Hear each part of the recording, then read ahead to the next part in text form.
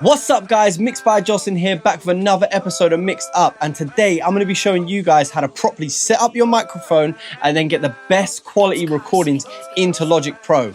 Let's get cracking. Boom!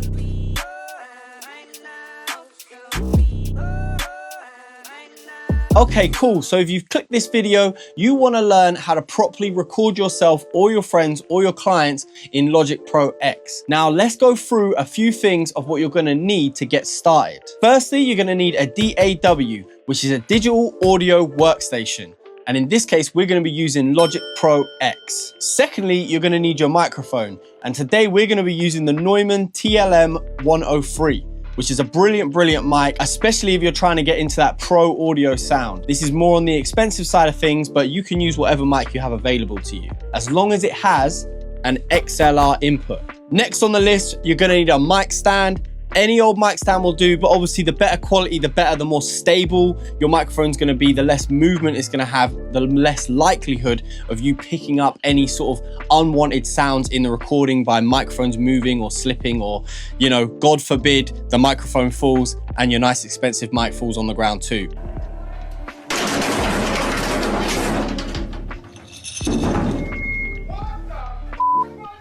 Then what you're gonna need is a clip to hold your mic. Now these mostly come with the microphone that you purchase. So like this one here, we have a simple screw clip, which will attach to the top of the mic stand, and then the microphone screws into that piece there. Or alternatively, you can use a shock mount, which may also come with your microphone, but you can purchase separately, which is gonna be a lot more stable, especially if you're an energetic person when you like to record, and it's gonna keep that microphone nice and tight in there, and it's gonna take in any shocks from people jumping around or bumps in the microphone. Then you're gonna need a pop filter. Now this is commonly forgotten, especially if you're new to the recording game, but this is super essential. This basically attaches to your mic stand and will sit in front of your microphone and will take out all of the P's and B's and stuff like that, softening it so it doesn't distort going into the microphone, and it takes off some of the edge to make the processing easier when you're mixing the record down. Pop filter, definitely essential. You can get a few different types of these. I go for the mesh one, I just prefer the sound, but make sure that you're cleaning these pop filters, because all day, every day, people are spitting and speaking into them, so they can get kind of gross and a bit smelly. Filthy.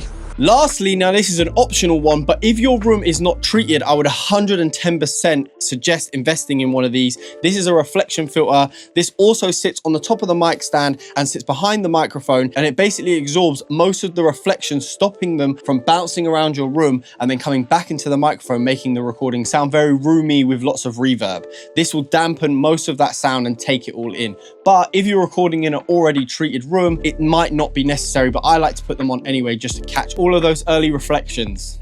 Then what you're gonna need is an interface, and Harry will pop some up on the screen here because I'm not disconnecting mine just for this video, but the one that I'm particularly using is the Apollo Twin from UAD. Another towards the high-end spec of interfaces, but if you're just starting off, a Scarlett or an SSL interface will work just fine. Let's move on to the setup process. So as you can see here, I have my mic stand. Now a lot of this should be self-explanatory, but we're gonna go through it step by step anyway. And what we wanna do is basically raise up the height of the mic stand to your position or whoever your recording's position, and we're just gonna tighten that up. Now we can adjust it later, and we wanna make sure that everything on the stand is nice and tight and well secure. Secondly, we're gonna take our reflection filter and our mic clip. Now you might not necessarily have to do this, because there is a section to this particular brand, the SE one, that allows you to clip it on without having to use the clip.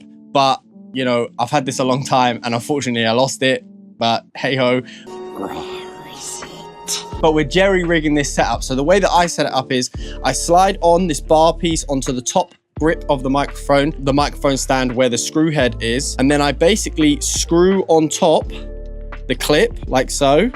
You can skip past this bit until it's tight, and then the microphone clip is now gripping and holding the reflection filter in place. So as you can see here, we have our mic clip pinching onto our reflection filter because we jerry-rigged it onto our mic stand. Everything's super tight, everything's locked in place, it's not going anywhere, and we're good to go. The next thing we're going to need is our microphone. Now, depending on which microphone you have, there might be slightly different systems into connecting it to the mic clip. For this case, it's just a simple screw. You simply place it in, and then it has a screw bottom, so we don't have to worry about threading our microphone, and we can just screw it in place until it's tight and locked into the clip. Like so, and our microphone is secure on the mic stand. It's not going anywhere unless we rugby tackle it into the ground, which I don't suggest. Now we have the all-important pop filter. As I said before, these are totally necessary. Please make sure you're using pop filters when you're doing your recordings, especially if you're sending your recordings to me, because I don't want to be dealing with all of the S's and the P's. All we do here is we find a secure place on our mic stand to attach this to, and it just has a little clip here, and then we can screw in and pinch until it holds in place.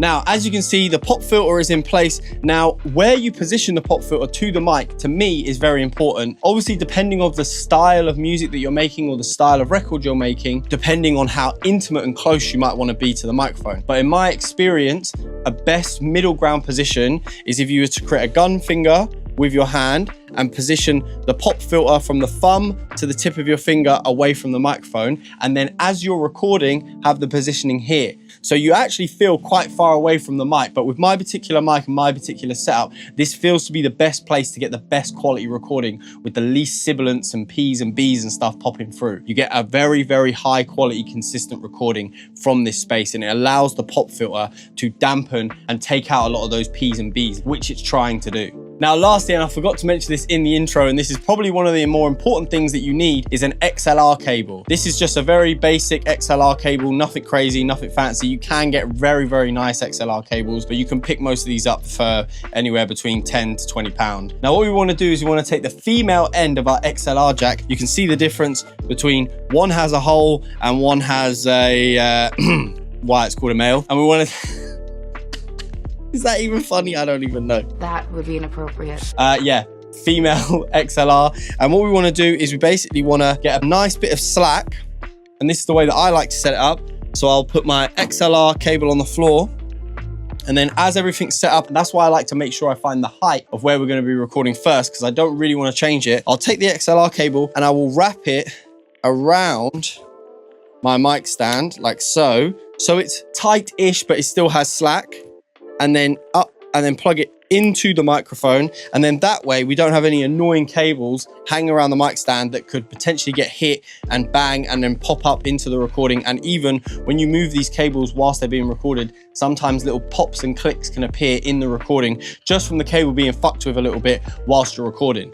So now that's all nice and secure. It's not in the way. It's not going to be in the way of the artist at all. We can then take the other end of the XLR cable and plug it into our interface, which I'll show you now. Okay, so you can't see me, but you can hear me. I've tried to get the best angle I possibly could of the back of my interface without having to unplug everything and make it all a bit messy. As you can see here on the back of your interface, you have a few different ins and outputs. Obviously, depending on the interface you have, will depend on how many and where these are positioned. But what you want to be looking for is, and on most of even the smallest interfaces, they'll have two female XLR inputs on the back, or it might be on the front if you're dealing with a Scarlett. But what we're going to be doing is you can plug into basically any of the two. One on my system is already taken up, so we're going to be using input 2. You want to get your cable, feed it in, and basically plug it, if I can do it with I can see, straight into the available input, like so. And then now your microphone is connected to your interface. You will hear a small click and you know that you're all good to go. Sweet. Now, lastly, when you're dealing with the input is you want to be working on two different things. So you want to be basically setting your gain. Most importantly, most microphones will need 48 volts power. You'll see a red button that you can press, and that red indication normally means 48 volts. In my case, as you can see here on the Apollo, we have a 48 volts dedicated button. So I can press that, it will flash.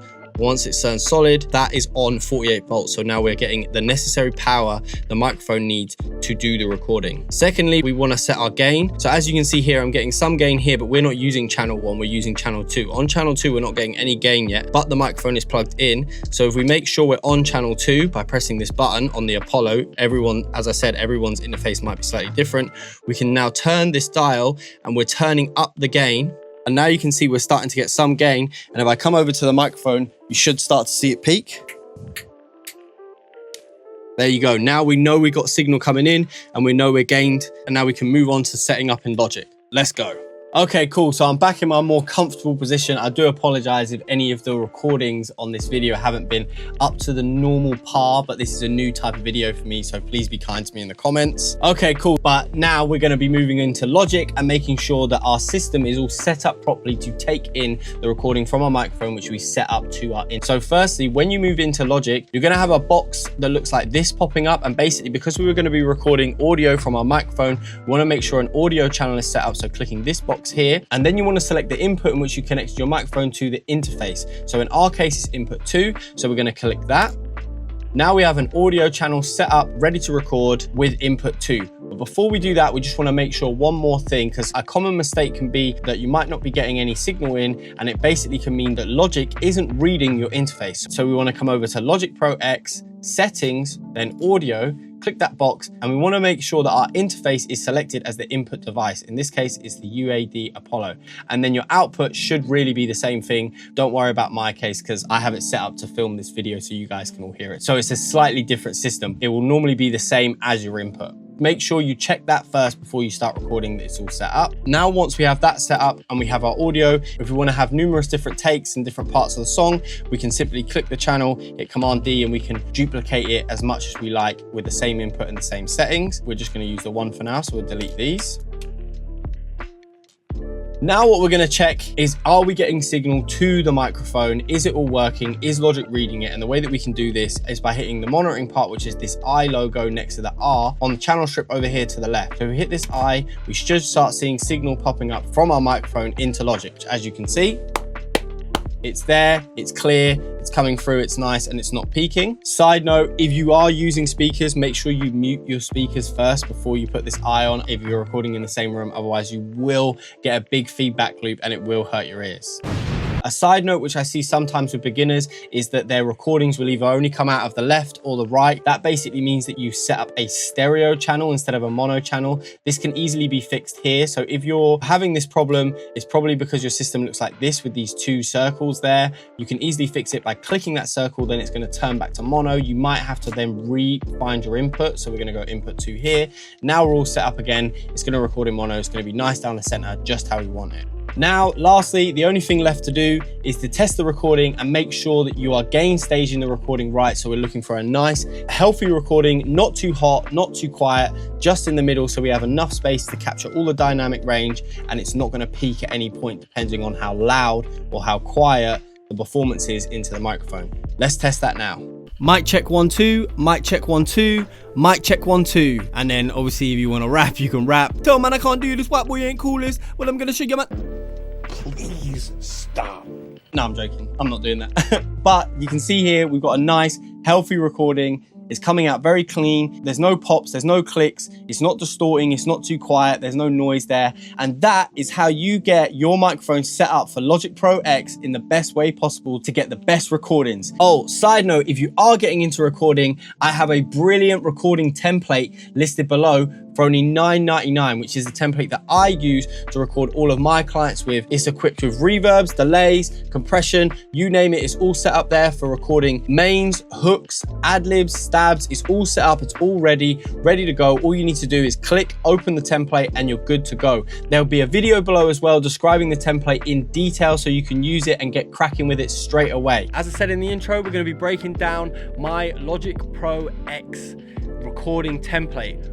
I'll link both those below, and if you want to support me and the channel, buy the template and I'm sure it will help you improve your recordings. And I'll catch you guys in the next one. Safe. Boom.